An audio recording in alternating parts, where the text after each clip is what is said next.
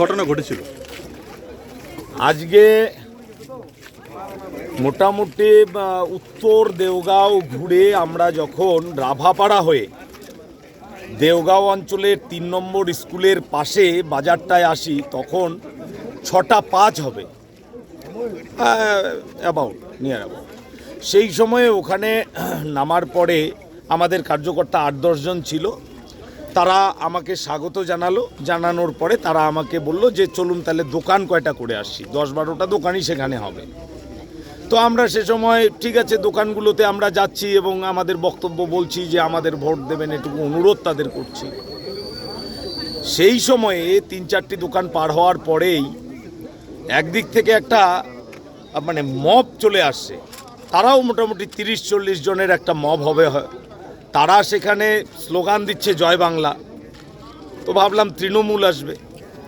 জয় বাংলার সঙ্গে সঙ্গে তারা স্লোগান দিচ্ছে, এটা আমি অবাক হয়ে গেলাম যে নারায়ে তাকদীর, আল্লাহু আকবার এই ধরনের স্লোগান দিয়ে তারা এগিয়ে আসছে। তো স্লোগান দিয়ে এগিয়ে আসছে, আমরা সামনাসামনি হয়ে গেছে। আমাদের লোকাল যারা কার্যকর্তা যারা ৮-১০ জন ছিলেন তারা ভাবছে যে একটা ধাক্কাধাক্কি হচ্ছে, তো সেটাকে ছাড়িয়ে দেওয়ার জন্য রাখাল দাস টানাটানি করছিল, আমাকে টানছিল বা ওদের টানছিল, এই একটা মাঝখানে চলে গেছে। তার মাথায় লাঠি দিয়ে মেরে তার মাথা ফাটিয়ে দেওয়া হয়েছে।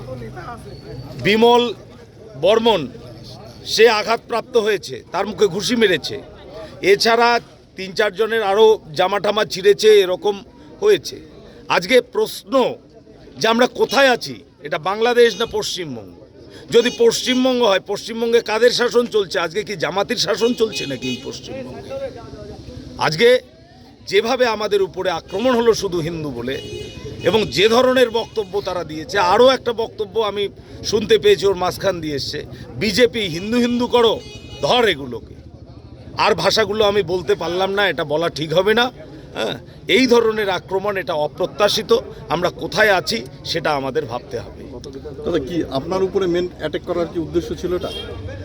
অ্যাকচুয়ালি এটা আমার মনে হয়েছে শুধু আমার উপরে অ্যাটাক নয়, এর সঙ্গে সঙ্গে এটা হিন্দু শক্তি ঐক্যবদ্ধ হচ্ছে তার উপরে এটা অ্যাটাক। এখন কি আপনারা কি এফআইআর করবেন ওদের নাম? অবশ্যই আমরা এফআইআর করব।